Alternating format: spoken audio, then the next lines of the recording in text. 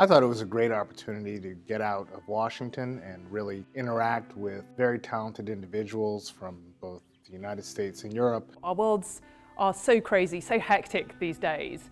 It's fantastic to be able to step out from that and have the opportunity to meet some of the fantastic experts. This is a project that Ambassador Bob Hutchings and I put together. We believe this forum would be an opportunity to bring rising stars from the US, Europe, and perhaps other places together to learn from one another, to expand their intellectual background, to build a network outside of their national capitals, away from their bosses, if possible, away from their Blackberries and iPhones. It's fantastic given the crazy lives we lead and the struggle we all find to be able to step back and find time to plan. We have all kinds of expertise in this amazing city that's relevant for foreign policy, but not traditionally included. What we were trying to do was bring these perhaps non-traditional issues together with some of the traditional security issues. Really fascinating discussion with a lot of great insights from, again, not only the panelists, but also from the participants. The composition of the group and the subject matter were both inherently interesting to us.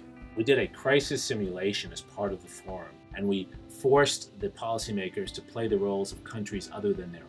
We gave them a chance to see this very realistic crisis from the perspective of different countries. So it became a safe space for people to explore different policy ideas. We included our LBJ students and even a few students from other parts of campus as graduate observers. They had a chance to see what the policymakers are like, to understand what policy discussion at this level is like, and to prepare themselves for it. It is a fantastic opportunity. It brings together people who are mid-career, so with shared aspirations that you have, but also with shared challenges. What I hope we'll be able to achieve is not only a fantastic discussion, but also an opportunity to form a network that will extend much beyond these couple of days and form some great friendships across international boundaries. So we're planning to run the Austin Forum each year. No one else is doing this. And we think it's an important policy role we can play, an important public service. It really was a wonderful success, in large part because the diplomats who arrived here wanted to talk and work together. They weren't protecting territory, and we built what felt to me like a kind of experience that you never forget and that leaves an intellectual mark on you.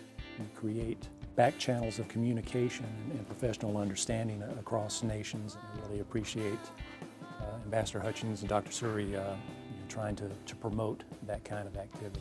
I came away from this experience knowing that the future of diplomacy, at least in the transatlantic world, is quite bright because of